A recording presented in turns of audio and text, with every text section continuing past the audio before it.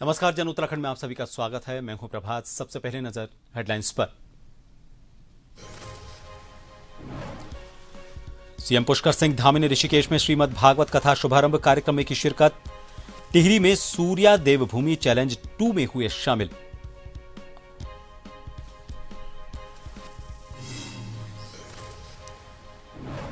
महिला आरक्षण बिल पर सियासत तेज। पूर्व विधानसभा अध्यक्ष गोविंद सिंह कुंजवाल का केंद्र पर हमला।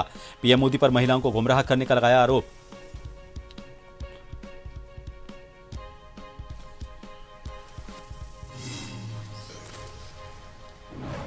उत्तराखंड के लाखों छात्रों का इंतजार होगा खत्म। हाई स्कूल और इंटरमीडिएट बोर्ड परीक्षा का परिणाम 25 अप्रैल को शिक्षा मंत्री धन सिंह रावत करेंगे घोषित।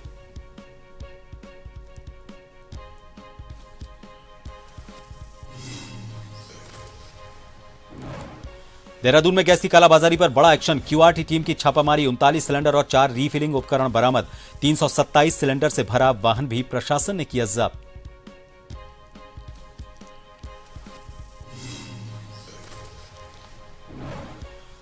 और चारधाम यात्रा का दूसरा दिन बाबा केदार की डोली गौरीकुंड रवाना। 20 किलोमीटर की चढ़ाई करेगी। 20 लाख लोगों ने कराया रजिस्ट्रेशन। एटीएस तैनात।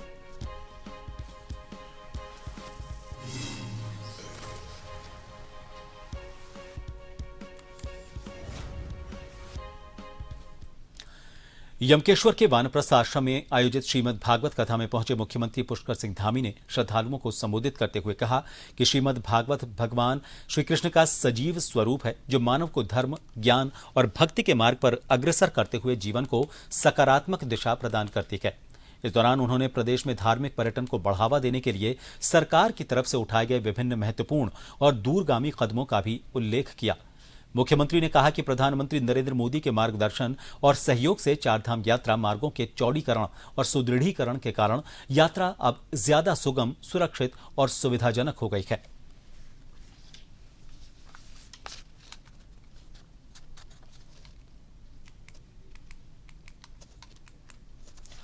काशीपुर में आज बाजपुर रोड स्थित जिला कार्यालय में एक प्रेस कॉन्फ्रेंस हुई और इसमें प्रदेश के कैबिनेट मंत्री रेखा आर्या ने महिला आरक्षण विधेयक का विरोध करने वाले विपक्षी दलों पर जोरदार हमला बोला। उन्होंने साफ शब्दों में कहा कि आधी आबादी के अधिकारों का विरोध करने वालों को जनता आने वाले चुनावों में करारा जवाब देगी। प्रेस वार्ता को संबोधित करते हुए रेखा आर्या ने कहा कि कांग्रेस, सपा और तृणमूल कांग्रेस जैसे दलों ने महिला आरक्षण का विरोध कर न केवल महिलाओं का अपमान किया है, बल्कि अपने राजनीतिक चरित्र को भी उजागर कर दिया है।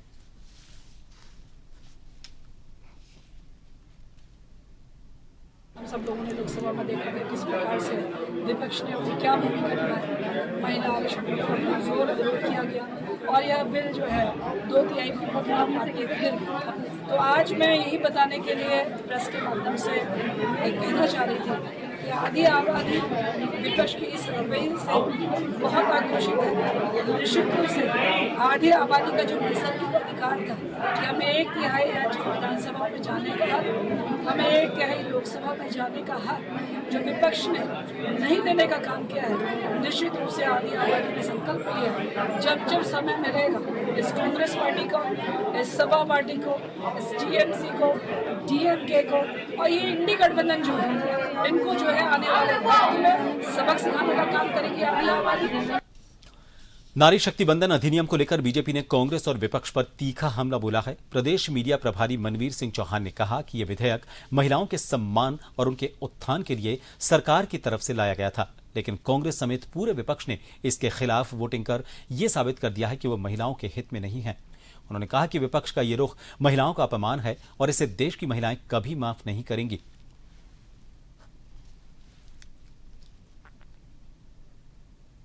नारी शक्ति बंधन अधिनियम महिलाओं के सम्मान के लिए, महिलाओं के उत्थान के लिए हमारी केंद्र सरकार के द्वारा लाया गया विधेयक था, लेकिन समूचे विपक्ष के द्वारा और कांग्रेस पार्टी के द्वारा जिस तरह से इस अधिनियम के खिलाफ वोटिंग की गई, इस अधिनियम के खिलाफत की गई, उससे ये प्रमाणित होता है कि कांग्रेस पार्टी हमेशा महिलाओं की विरोधी रही है। महिलाएं उत्थान न करें, महिलाओं को के अपमान के लिए उन्होंने हमेशा काम किया है और इस अधिनियम के खिलाफ कांग्रेस और समूचे विपक्ष ने वोटिंग करके एक बहुत बड़ा महापाप किया है और इसको देश की महिलाएं और हमारे देश प्रदेश की मातृशक्ति कभी माफ नहीं कर सकती।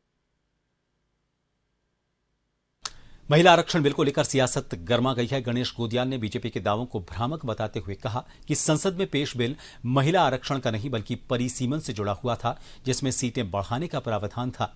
उनके मुताबिक सरकार इस पर स्पष्ट कारण नहीं दे पाई और इसीलिए बिल आगे नहीं बढ़ सका। उन्होंने यह भी आरोप लगाया कि बीजेपी इस मुद्दे को गलत तरीके से पेश कर रही है। साथ ही सुझाव दिया कि यदि सरकार गंभीर है तो आगामी चुनावों में विधानसभा सीटों में 33% महिला आरक्षण लागू करने का प्रस्ताव पास करे।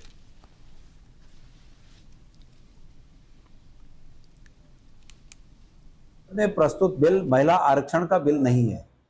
संसद में जो बिल प्रस्तुत किया गया वो बिल परिसीमन से संबंधित है, जिसमें कि सीटें 543 से 850 करने का प्रावधान है। और ये 850 करने का जो प्रावधान है, इसमें सरकार को औचित्य प्रस्तुत करना है। सरकार कोई औचित्य प्रस्तुत नहीं कर पाई, इसलिए ये बिल गिरा है। भारतीय जनता पार्टी इसको इस तरह फैलाने का जो काम कर रही है कि महिला आरक्षण बिल गिरा, ये बिल्कुल सरासर झूठ है। मैंने सुना कि इस प्रदेश में बीजेपी विशेष सत्र बुला रही है और जिस प्रकार से प्रधानमंत्री मोदी जी ने राष्ट्र के नाम संबोधन कार्यक्रम का दुरुपयोग कांग्रेस को कोसने में किया, उसी प्रकार से राज्य की विधानसभाओं में भी कांग्रेस को कोसने की नीयत से विधानसभा के सत्र बुलाए जाने का प्लान कर रही है बीजेपी। हल्द्वानी में बीजेपी कार्यालय में आयोजित प्रेस कॉन्फ्रेंस के दौरान सांसद अजय भट्ट और नैनीताल विधायक सरिता आर्या ने नारी शक्ति बंधन अधिनियम को लेकर विपक्ष पर जोरदार हमला बोला। नेताओं ने आरोप लगाया कि विपक्ष ने देश की आधी आबादी यानी कि महिलाओं के खिलाफ षड्यंत्र रचते हुए इस महत्वपूर्ण विधेयक को आगे बढ़ने से रोका और उनका अपमान किया। सांसद अजय भट्ट ने कहा कि केंद्र सरकार महिलाओं के सम्मान और उन्हें बराबरी की भागीदारी देने के उद्देश्य से नारी शक्ति वंदन अधिनियम लेकर आई थी, लेकिन कांग्रेस समेत अन्य विपक्षी दलों ने इसे पास नहीं होने दिया। उन्होंने कहा कि आने वाले समय में इसका खमियाजा विपक्षी दलों को भुगतना पड़ेगा।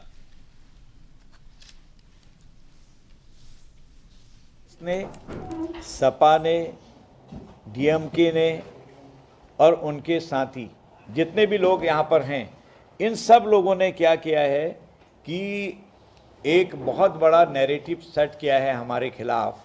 विपक्षी ने, शॉर्ट में मैं कह देता हूँ, विपक्ष ने, कांग्रेस समेत, कि हमको किसी तरह से लेट डाउन करना है। नारी शक्ति बंधन अधिनियम के बाद जो हमारा डिलिमिटेशन होना था और हमारे देश की मातृशक्ति की सीटें बढ़नी थी, चाहे वो हिंदू हो, मुस्लिम हो, सिख हो, ईसाई हो, जाति, धर्म, वर्ग, क्षेत्र का इससे कोई मतलब नहीं था। उससे घबरा गए विपक्ष के लोग, उन्होंने सीधे सीधे छुरा घोंपा है हमारी मातृशक्ति की पीठ में। यह सबसे बड़ी बात है। क्या फर्क पड़ता अगर पास हो जाता? आधी आबादी को अधिकार मिलता, आधी आबादी प्रतिनिधित्व करती। पुलिस अधीक्षक जनपद चमोली सुरजीत सिंह पवार द्वारा पुलिस कार्यालय स्थित सभागार में मासिक अपराध गोष्ठी का आयोजन किया गया। इस गोष्ठी में जनपद के समस्त राजपत्रित अधिकारी, थाना और चौकी प्रभारी, स्थानीय अभिसूचना इकाई, फायर सर्विस, दूरसंचार और अन्य शाखाओं के प्रभारी मौजूद रखे। गोष्ठी में सबसे पहले कर्मचारियों का सम्मेलन किया गया, जिसमें उनकी समस्याएं सुनी गई और उनके त्वरित निस्तारण के लिए संबंधित को निर्देशित किया गया। इसके बाद लंबित प्रकरणों और आगामी चारधाम यात्रा के सरल, सुगम और सुरक्षित संचालन के लिए कई बिंदुओं पर आवश्यक दिशा निर्देश दिए गए।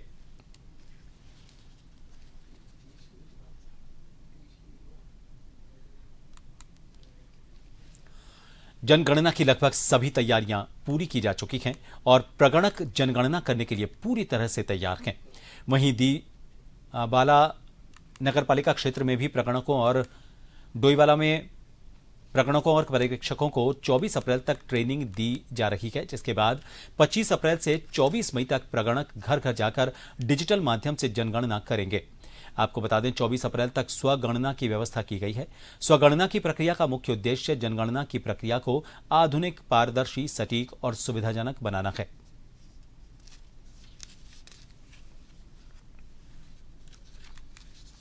। 2021 में हमारी जो जनगणना ड्यू थी भारत सरकार की, भारत वर्ष में, वो 2021 में क्योंकि कोरोना काल के चलते नहीं हो पाई थी। इसके लिए ट्रेनर जो है सभी परगणक और सुपरवाइजरों को ट्रेनिंग दे रहे हैं और जो सुपरवाइजर और ट्रेनर जो है ट्रेनिंग ले रहे हैं वो 25 तारीख से और 25 अप्रैल से 25 मई तक अभी भवन गणना वो करेंगे। जो जिन परगणों को सुपरवाइजरों को हमने ट्रेनिंग दी वो तो डोर टू डोर जा करके आपकी गणना सभी लोगों की गणना करेंगे। उसके बाद उससे पहले 24 तारीख तक जो है स्वगणना का भी एक जो है हमारा ऐप पर जो है आदमी स्वगणना भी कर सकता था और कई लोगों ने किया भी। रुकेंगे छोटे से ब्रेक के लिए, देखते रहिए जन टीवी।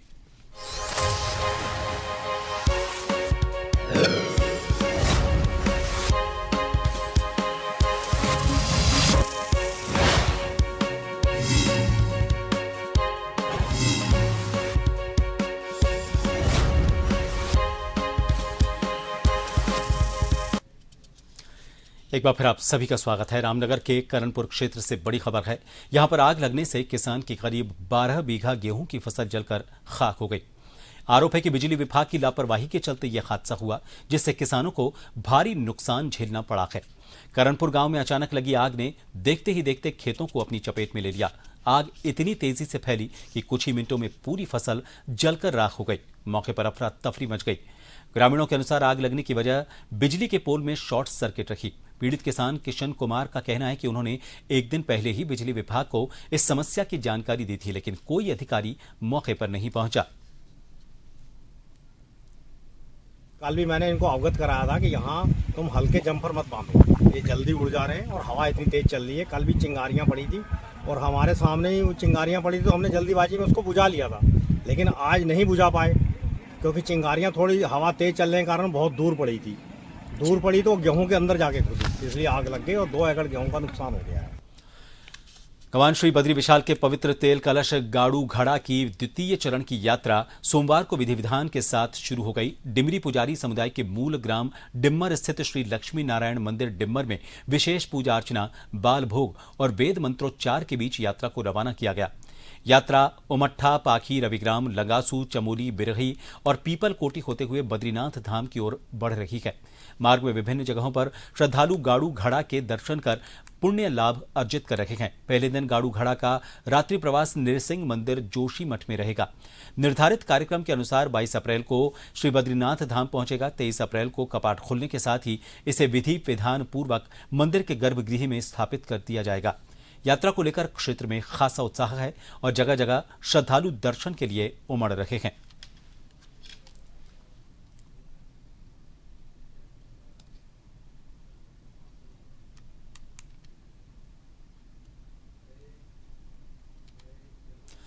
उत्तराखंड में सियासत गरमाई हुई है। भाजपा के प्रदेश प्रवक्ता हनी पाठक ने विपक्ष को सलाह दी है कि वो एसी कमरों से बाहर निकलकर जनता के बीच जाएं और जमीनी हकीकत समझें।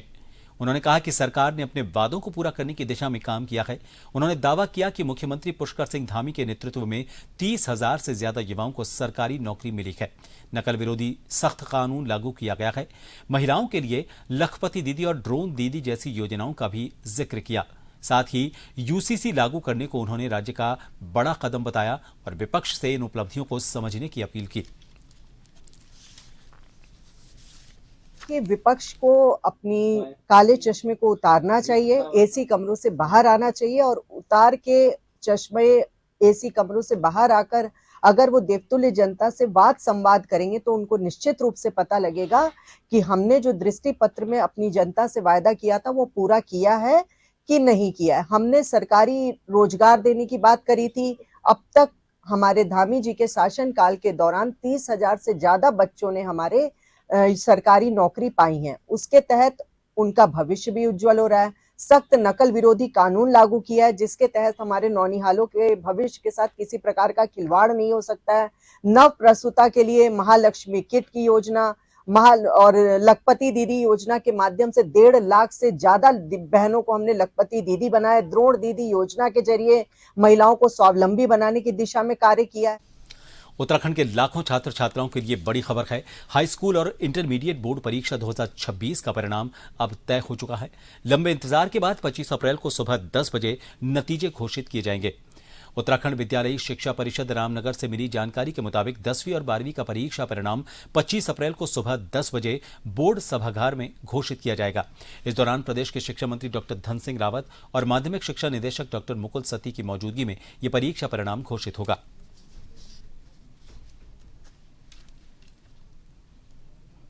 छब्बीस की जो परिषदीय परीक्षाएं हैं वो हमारी संपन्न हुई थी और इसमें इस वर्ष 2,15,252 छात्र पंजीकृत थे। हाई स्कूल और इंटरमीडिएट परीक्षाएं हमारी शांतिपूर्वक संपादित हुई थी 21 फरवरी से और 20 मार्च तक।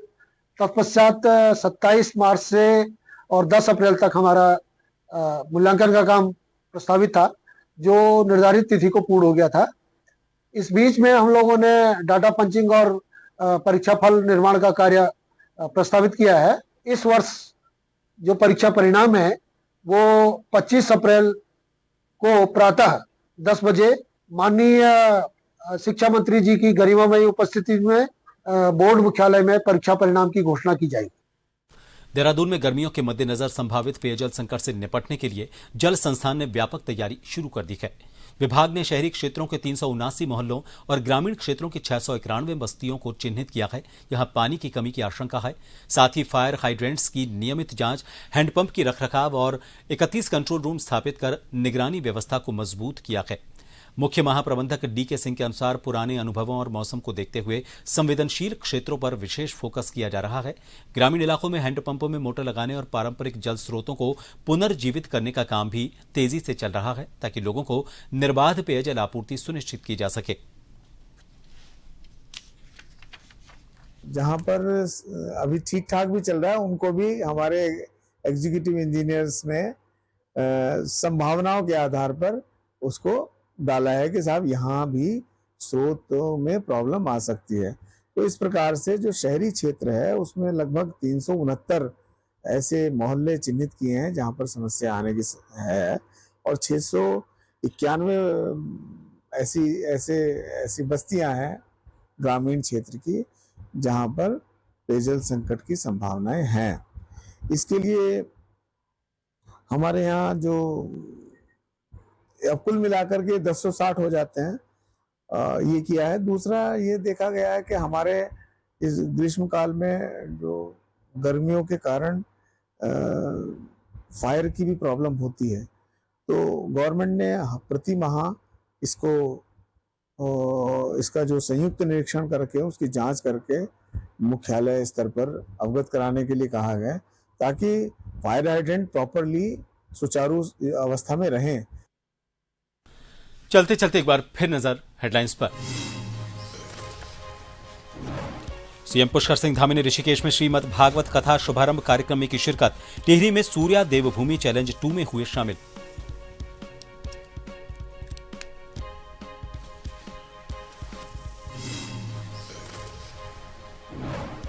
महिला आरक्षण बिल पर सियासत तेज। पूर्व विधानसभा अध्यक्ष गोविंद सिंह कुंजवाल का केंद्र पर हमला। पीएम मोदी पर महिलाओं को गुमराह करने का लगाया आरोप।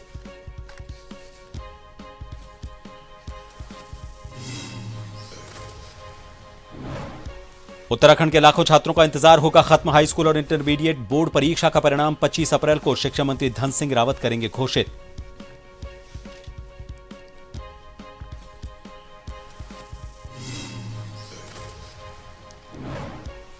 देहरादून में गैस कालाबाजारी पर बड़ा एक्शन। क्यूआरटी टीम की छापामारी। 39 सिलेंडर और 4 रीफिलिंग उपकरण बरामद। 327 सिलेंडरों से भरा वाहन भी प्रशासन ने किया जब्त।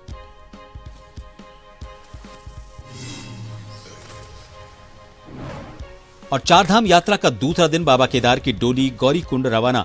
20 किलोमीटर की चढ़ाई करेगी। 20 लाख लोगों ने कराया रजिस्ट्रेशन। एटीएस तैनात।